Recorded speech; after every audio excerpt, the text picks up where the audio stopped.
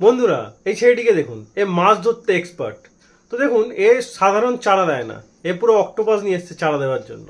তো একটা অক্টোপাস নিয়ে এসে ভালো করে সেটাকে কাটলো, কেটে তারপর একটা ডোর নিয়ে এসছে এবং সেখানে বড়শি মানে কাঁটা আছে, ভালো করে তার মধ্যে কেটে একটা টুকরো দিল। দেওয়ার পর জলে ফেলে দিল। হয়তো বাড়িতে এত কিছু তার কাছে সরঞ্জাম না থাকলেও তার বোটে তার সব সব সরঞ্জাম আছে। সঙ্গে সঙ্গে একটা মাছ পড়ে গেল 10 মিনিটের মধ্যে। কি মাছ পেলো দেখুন, রেড গ্রুপার, যেটা এটার ওজন অনুযায়ী এটার দাম প্রায় প্রায় $100 সমান। আবার 10 মিনিট ওয়েট করলো, আবার আবার সে আবার একটা টুকরো দিয়ে ফেললো। এবার দেখুন, টাইগার গ্রুপার, তো এটার দাম 1 পাউন্ডের দাম প্রায় $15।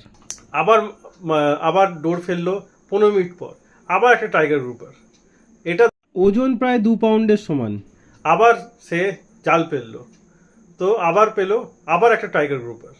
তো এবার একটা টাইগার গ্রুপার পেলো, সে ছোট ছোট টাইগার গ্রুপার পেলো। আবার একটা টাইগার গ্রুপার পেলো। তো এরকম করে প্রায় অনেকগুলোই সে মাছ ধরে ফেললো প্রায় 3 ঘন্টার মধ্যে। প্রায় সে $480 মতো ইনকাম করে নিল একই দিনে। ভাবুন ছেলেটার মাছ ধরার কত ট্যালেন্ট। সবার মধ্যে এরকম ট্যালেন্ট থাকে না, আর সবাই এরকম চার হয়তো ইউজ করে না। এই মাছ ধরার ট্যালেন্টের জন্য ছেলেটিকে স্যালুট। এরকম মাছ ধরার ক্ষমতা এবং ট্যালেন্ট সবার থাকে না, এবং এর চার দেওয়ার ক্ষমতাই আলাদা।